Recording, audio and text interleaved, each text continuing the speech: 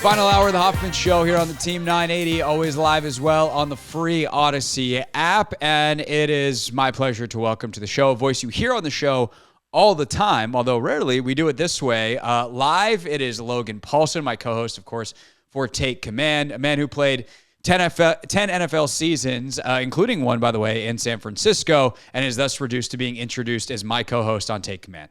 Logan, what's up, buddy? Not much, man. How you doing? Busy day for you, I would imagine. Yeah, just a little bit. So the Commanders have hired Adam Peters, something that we talked about as a possibility a couple weeks ago and kind of dismissed because we all thought he would stay in San Francisco, and yet here we are. Josh Harris got his guy. What's your initial reaction? Yeah, well, I mean, I think when you listen to stuff like that John Kime has put out and, like Josh Harris is the guy who gets the guy that he wants and is very deliberate and focused in terms of that attention. And it became very clear, kind of early on in this process, maybe actually I'd say early, I mean, the short-lived process, right? That in the last 24 hours that was kind of the guy. So when that was the report, when was that, yesterday, I kind of anticipated that, there would be some fireworks today or tomorrow, and looks like it was today. And I'm really happy for the organization. I'm happy for the team. I think that, obviously I spent some time in San Francisco. I know Adam Peters from my time there, and we have some mutual friends that have kind of kept us in contact. And I just think there couldn't be a more qualified person for the position. Obviously, he's, my personal experience with him, I just think he's a fantastic human being. His ability to relate to players, his ability to kind of account for the personal aspect of the challenges of playing in the NFL and understand that, I think it's fantastic. I think his relationship with the coaches in San Francisco is fantastic, and it's something that I hope that he brings here. And I'm just, like little anecdote story, like, San Francisco came and played out here, and, he's the assistant GM of San Francisco. He has a lot of people trying to talk to him, and we bumped into each other up in the press box, and he was like, it was like no time had passed at all. And it takes a special kind of charisma and understanding of your role to acknowledge people like that. So I think it's a pretty fantastic opportunity from a person standpoint to get a guy like that here, and not to mention his other qualifications that we can talk about in a second. Yeah, for sure.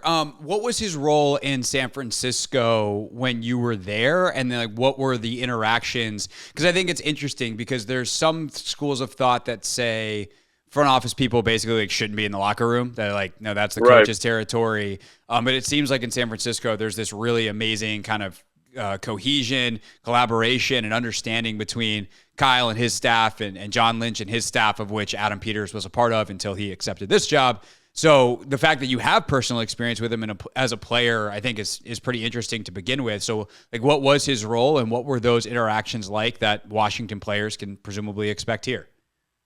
Yeah, so I think one of the things, like when I first got to Washington, just as a point of juxtaposition, like the head of player pro personnel at the time believed that the scouts and the pro personnel people shouldn't talk or try to develop personal relationships with the players. And that's not, I don't think, a bad thing. I think, sometimes personal relationships can bias your evaluations of guys. And I think, it led to kind of a different working environment. I don't want to make it seem like Adam Peters is in the locker room every single day, but you'd see him around the building and he would just be like, hey, Logan, how are you? And the fact that he knew my name was a big deal because I think he was like assistant GM or assistant to the GM at the time, whatever his official title was. He had just come over from Denver, which obviously had just won a Super Bowl prior to his arrival in San Francisco with Peyton Manning. I think, is pretty special. And I think it just shows, again, a level of professionalism that I harken back to how Sean McVay was when he was here in Washington, his ability to know every single human being's name in the building, right? He knew the equipment guys, he knew the training staff, he knew the janitors. And I think Adam Peters kind of embodied some of that same interpersonal charisma. And I think that with his kind of his gravity that he brings when he walks into a room, I think it's pretty special. And I think it's all things you need to be kind of a modern GM. And I think it's kind of exceptional in a way. You hear stories, Kime reported on some stories. I've heard stories tangentially through connections and context to the NFL of him just understanding how challenging it is for players. So I think that empathy it doesn't stop him from being a professional, but I also think it makes a better working environment and a culture that respects people and respects humans as opposed to the commodities that the players sometimes are seen as. Culture. There's that word again. Logan Paulsen with us here on The Hoffman Show. Of course, co-host with me on Take Command, contributor here on the Team 980 and 106.7 The Fan, Command Center for the Commanders YouTube page, and played 10 years in the NFL. All right, so the relationship with the coaching staff is going to be critically important. Before we talk about who might be a good fit with him here, there's some obvious ones, at least through where I sit. What was his relationship like with Kyle in terms of making sure that Kyle had the players that he needed to go out and execute on Sundays with? I think before you talk about that, you got to talk about kind of how he's viewed around the NFL in terms of his ability to evaluate talent. And he's widely considered, pretty much everybody you talk to is one of the premier talent evaluators in the NFL. And then to kind of peel back that onion a little bit, I think to your point, Craig, one of the things he does an excellent job of, everyone's got their big board and they try to approximately fit it to what the team needs. But, in my experience, scouts have a hard time with that because they don't really understand the football side of it. So when you talk to scouts, they're kind of like, this is my number one guy, kind of regardless of scheme, right? I think Adam Peters, from what I understand and from people that I've talked to around the NFL, has a really good feel for identifying how to value players based on what the coach wants from the player. So I think you see that, to a T in San Francisco, right? They go out, they draft Deebo Samuel, they draft Brandon Ayuk, guys that maybe other teams and other organizations wouldn't value as highly because they're not prototypical for the position. But I think Adam, to his credit, John Lynch, to his credit, and Kyle's communication with the two of them, they understand what they're looking for out of that position. They understand it doesn't need to be DK Metcalf. It doesn't need to be a Justin Jefferson. It can be a guy who's just excellent after the catch, who can get open through scheme and open through concept. And I think that's kind of what you saw there. I think you see that with how they kind of cultivated the defensive front in San Francisco. You also see it with how they kind of acquire offensive linemen. I think another thing that sticks out to me is just how aggressive, and involved I've heard he was during the trade deadline for a lot of the people, for a lot of their big acquisitions. So I think that relationship, that understanding of the X's and O's and how to augment your process to best accommodate those X's and O's, I think is a huge testament to what he does. And when I hear that from people, around the NFL, I'm just like, that is what you want to hear. And does it ensure success? Absolutely not. But it definitely kind of sets you up in a position where you're like, this guy understands the vision of the coach and can get the scouting staff to understand that same vision and get the best possible players in here to fit the vision of the offense or the defense for that matter. Right. It's so wild to me that that's just not how everybody does it, because players don't just play. Like, there's no just line up and sandlot it. Like, you're playing in a scheme. It's the NFL. These are the best coaches on the planet. And if you're not getting guys to fit what they want offensively or defensively, you're asking to fail. And I the fact that he's one of the best at it is great, and he's coming here, but it's pretty wild to me that that's not standard operating procedure on literally 32 of 32 teams.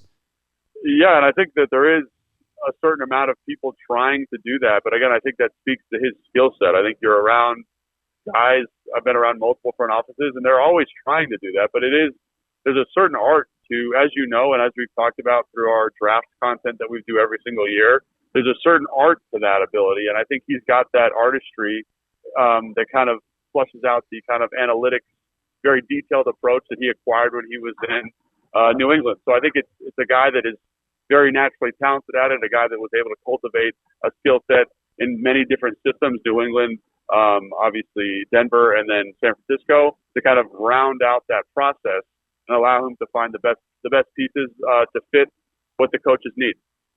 Logan Paulsen with us, of course, co-host of Take Command with me. A couple times a week, you can catch it in your podcast feeds or on 106.7 The Fans YouTube page.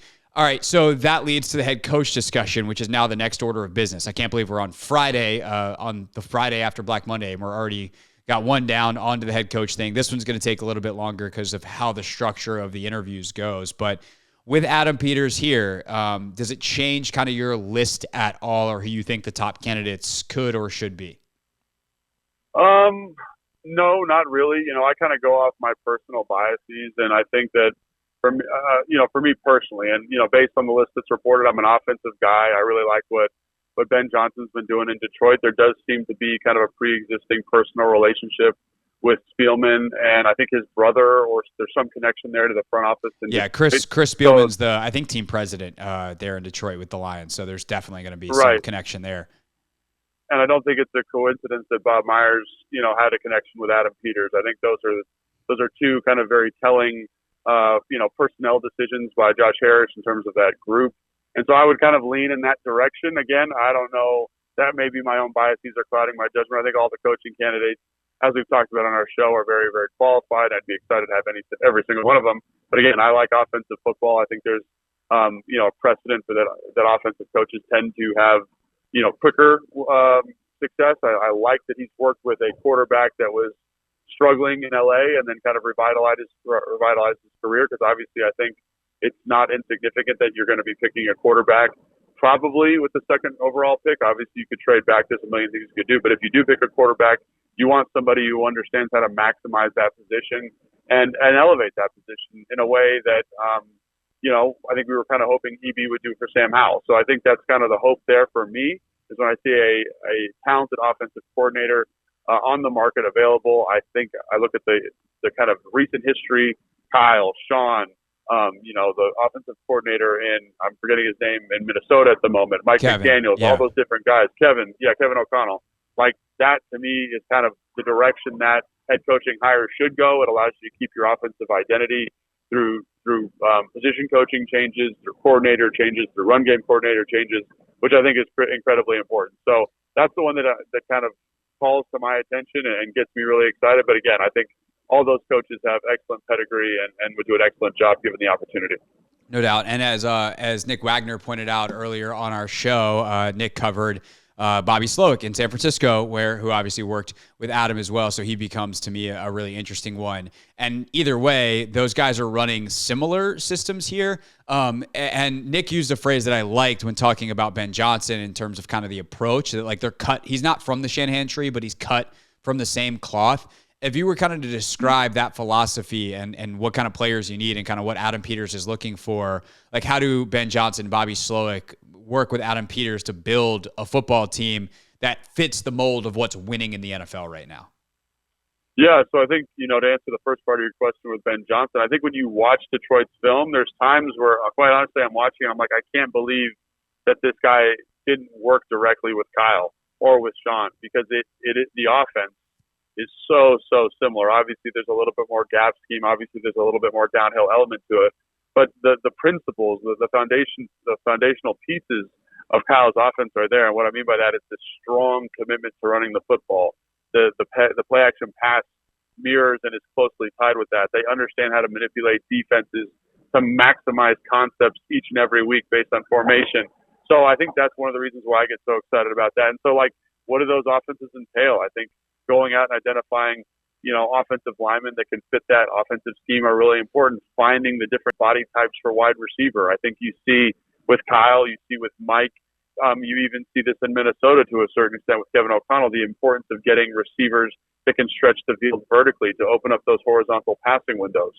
So can you find that personnel? This week, in this year's draft, there's a ton of receivers that have that skill set. So it feels very likely that we'll be able to find a guy to supplement the receiving group they already have. So I think that's kind of what you're looking at offensively. And like you mentioned, you've got Bobby Slowick down in Houston, right? They've got these different body types at receiver. They got Nico Collins, he's 6'3", 6'4", 215, 220 pounds, kind of your true X. They've got Tank Dell, who's small, slight. They've got Dalton Schultz at tight end, who, again, can kind of work the seam. But they're all different types of skill sets that all can be maximized in the context of that offense. It's not just one size fits all. And I think understanding that as a personnel guy, as the GM now for Adam Peters, is going to be extremely critical. So when I look at that, I think that's how Peters elevates these groups, is by getting in the office, communicating with Ben saying, these are the things I want to emphasize with my offensive philosophy and within the context of this team. And then we talk about personnel from a body type standpoint oftentimes, but I think it's also a personality standpoint. When you look at San Francisco, one of the things that I draw when I watch them every single week is the toughness that they have on that roster, and you can tell that's an intentional decision. So making sure you're not only finding the right guys physically, but finding the right guys from a mental kind of study, kind of mindset standpoint is also going to be a huge part of making sure that identity from the GM to the head coach to the team is seamless and executed at a high level. And that is a huge reason why when people ask me who should they take at number 2, my answer is still I have no idea, because the next 4 months are going to be what tells us that as much as anything.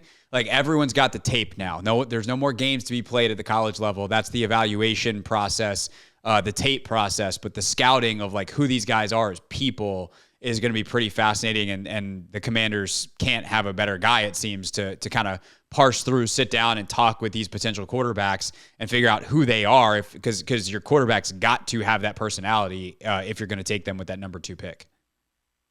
Yeah, I think that's absolutely correct. And I think, this is not only a guy that, it has to be, if you're going with the number 2 pick, a guy that is physically capable of doing it, but emotionally kind of capable of handling that next step to the NFL. And I say emotionally because it's not just X's and O's. It's not just, studying. It's are you the face of the franchise? Can you handle that pressure? I think we've talked about this ad nauseum, how this city is ready. This area is ready to kind of return to greatness. And can you handle the pressure of that as a young player coming in? And so I think that, again, that's going to be a huge part of the evaluation process. And I'm not saying they're going to take a quarterback at 2, but maybe it's involved in your decision to kind of, hey, we're going to trade this pick. We're going to move back and acquire more pieces because actually we think Penix is the guy and we can get him later. So I think that it's going to be a huge, extremely fun decision for everybody involved, and I can't wait to see how they handle it. If only we had some time to talk about it, It's going to happen so fast. The next 4 months of podcasts. We'll do plenty of head coach scouting first. By the way, really, really interesting exercise that Logan and I went through the other day that is available now on YouTube and, of course, in the podcast feed on Take Command. Originally, Logan, we were just going to play a segment of this on the show, but instead we're talking to you about the breaking news here. But right. I also feel like what we did is perfectly validated by what just happened here. We did kind of a mathematical model, a very baseline model, but mathematical chart of the best job openings available for head coach. And we said, look, based off these factors, ownership, the roster, the resources you have to rebuild a roster, the kind of the atmosphere around the organization, Washington's the best job. And by our model, it wasn't really even that close. And I think getting Adam Peters by Friday proves just how valuable this job is. Like, we were right, Logan, is basically what I'm trying to say. Yeah, and I know a lot of people disagreed with us. You're entitled to your opinion, but I do feel somewhat vindicated after this news today. So there you go. Yeah, we probably should have mentioned the Vegas Golden Knights when we talked about Las Vegas and other teams in town. That was a miss by us. But you know what? We missed the hockey team on the football podcast, and one person from Vegas finds it an upset. I'll deal with them when we're out there for Super Bowl, We'll just there you go. That's it. Yeah, head on a swivel, Craig. Those Vegas fans. Yeah, no, I said I would deal with them, not they're going to deal with me. I really would like it to be that direction. All right, Logan Paulsen, make sure you check out all his stuff for the Commanders on their YouTube page, and of course the Take Command podcast twice weekly, which you can subscribe to right now: Apple Podcasts, Spotify, Amazon Music, anywhere you get your podcast. Logan, enjoy the weekend. Good luck to your boy in the hockey tournament, and I'll talk to you on Tuesday. Appreciate it. Sounds good, brother. Thanks. This is the Hoffman Show on the Team 980 and the Odyssey app.